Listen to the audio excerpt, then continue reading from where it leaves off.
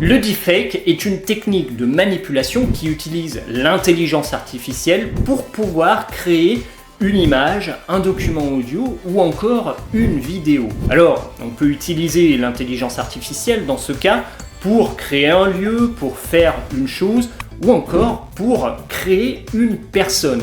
Et on peut évidemment créer une personne qui est issue de la réalité. Alors, quelques exemples. On pourrait par exemple utiliser un deepfake pour pouvoir montrer Paris qui se fait attaquer par des extraterrestres. Et oui, c'est tout à fait possible.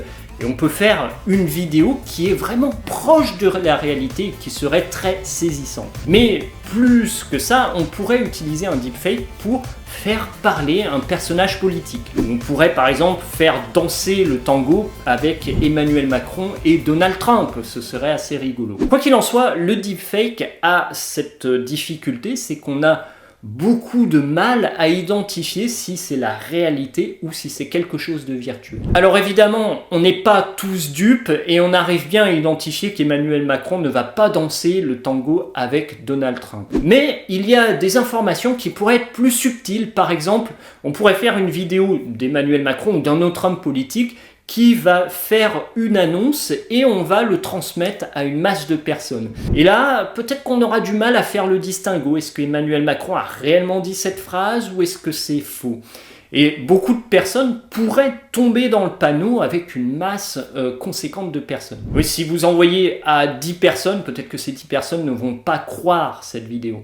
Mais si vous comptez sur 1 million de personnes, il y a peut-être 1000 personnes dans l'eau qui vont y croire et qui vont relayer ces informations. Et une personne qui pourrait être pas dupe, quelqu'un qui est assez éduqué, qui pourrait comprendre que cette vidéo est fausse, à force d'entendre que Emmanuel Macron a dit telle chose, peut-être qu'il va lui-même y croire, et ça c'est vraiment un problème de société avec les deepfakes. Alors d'un autre côté, les deepfakes, il y a un aspect positif, c'est qu'on peut réanimer des personnes qui sont décédées.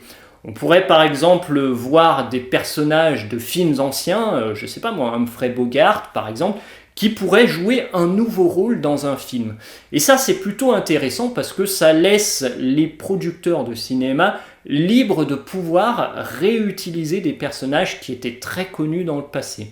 Mais ça entraîne également une autre question, c'est est-ce que les personnages qui sont maintenant décédés vont continuer à capitaliser sur leur image au détriment de nouveaux acteurs qui pourraient émerger. Bon, ça c'est une autre question de société, ça ne touche pas forcément le deepfake, mais c'est vrai que la question peut se poser. Quoi qu'il en soit, si on revient vraiment à ce fondement des deepfakes qui est la fausse information, la fake news, ici, je pense qu'il y a une question de société qu'on devrait poser et qu'on n'entend pas encore assez poser dans la société, c'est cette question de l'identification des auteurs sur Internet. Et oui, sur Internet, on est quasiment anonymisé. Alors on peut refaire des recherches techniques, on peut interroger les fournisseurs d'accès à Internet et savoir qui a déposé telle vidéo sur quel réseau social, mais il faut avouer que c'est assez compliqué, la police n'a pas forcément la main, et puis le temps qu'une news soit interdite, le temps qu'elle soit censurée, eh bien forcément il y a du temps et les gens ont le temps de reproduire cette news, de la redistribuer à un cercle social.